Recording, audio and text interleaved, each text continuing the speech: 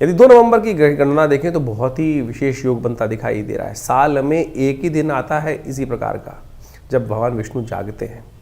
तो 2 नवंबर को यदि हम देखा जाए तो तुला राशि के दृष्टिकोण से रविवार का अवसर है और ग्रह नक्षत्रों ने गजकेसरी योग आपकी राशि में निर्माण करने का योग बनाया। और साथ साथ इस दिन शुक्र महाराज भी आपकी राशि के स्वामी हैं, वो घर आ रहे हैं, पूर्ण ताकत में आ रहे हैं, पूर्ण ताकत में आ रहे हैं, सूर्य के साथ विराजमान है लेकिन अस्त नहीं है। ऐसी स्थिति में इस ग्रहों का योगा योग आपकी राशि के दृष्टिकोण से देखा जाए तो कई प्रकार के नए रास्ते आपके लिए खुलता दिखाई दे रहा है। ऐश्वर्य के रास्ते खुल सकता है और आपकी कार्य को सफलता की तरफ ले जाने के रास्ते आपको प्रतिपादित करता दिखाई दे रहा है। ये ग्रहों का योग बड़ा शुभ है आपके लिए। इस दिन देव प्रबोधनी एकादशी है, भगवान विष्णु जाग रहे हैं। लेकिन एक समस्या है, इस बार अंशुत साया है, लेकिन इस बार एक समस्या ये है कि इस दिन विशेष तौर पर जो द्वादशी तिथि है वो क्षय हो गई है, तो उसका इलाज करना चाहिए। उपाय क्या है, कारण क्या है, वो भी सब बताएंगे। लेकिन इस दिन भगवान विष्णु के साथ यदि तुलसी जी का सुंदर पूजन, यदि षोडशोपचार पूजन कर लिया जाए और उसके साथ साथ द्वादशी क्षय हो रही है, द्वादशी क्षय हो रही है और देव प्रबोधनी एकादशी अपने आप में अंशुत साया माना जाता है।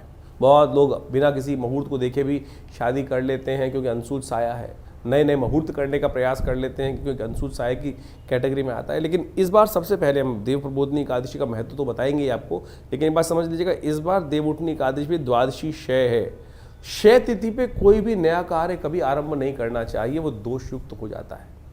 तो इसलिए इस बात का ध्यान रखें कि 2 नवंबर को जो देव प्रबोधनी एकादशी का योग बन रहा है वो विशेष तौर पर द्वादशी क्षय होने के कारण से एक अंशुत साय में एक बहुत थोड़ा सा कुछ विघ्न उपस्थित करता दिखाई दे रहा है। तो ऐसे में थोड़ा ध्यान रखते हुए कार्य करने की ज़रूरत रहेगी। अननेसेसरी के लिए जो है बिना पूछे बिना समझे और कोई शादी विवाह इत्यादि कर लेते हैं, उनमें आगे जाकर कई बार समस्या उत्पन्न करने के योग बन जाते हैं। नए कार्यों को आरंभ करने से भी क्षय होने के योग बन जाते हैं, कहीं ना कहीं रुकावट आने के योग बन जाते हैं। ऐसे में उन सबको ठीक करने के लिए और इस दिन विशेष तौर पर कहा जाता है कि भगवान विष्णु जाग रहे होते हैं, तो खूब ढोल नगाड़े इत्यादि भगवान का सहस्त्रसी पुरुष सूक्त का मंत्र करते हुए भगवान का सुंदर पूजन करें, भगवान को जगाएं और जगाने के बाद उनका विशेष पूजन किया जाता है।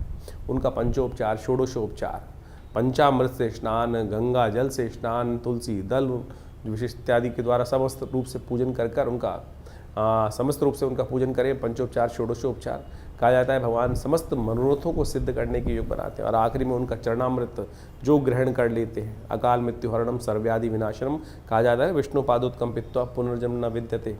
तो इस बात को हमें समझ लेना चाहिए, ये तिथि इतनी शुभ है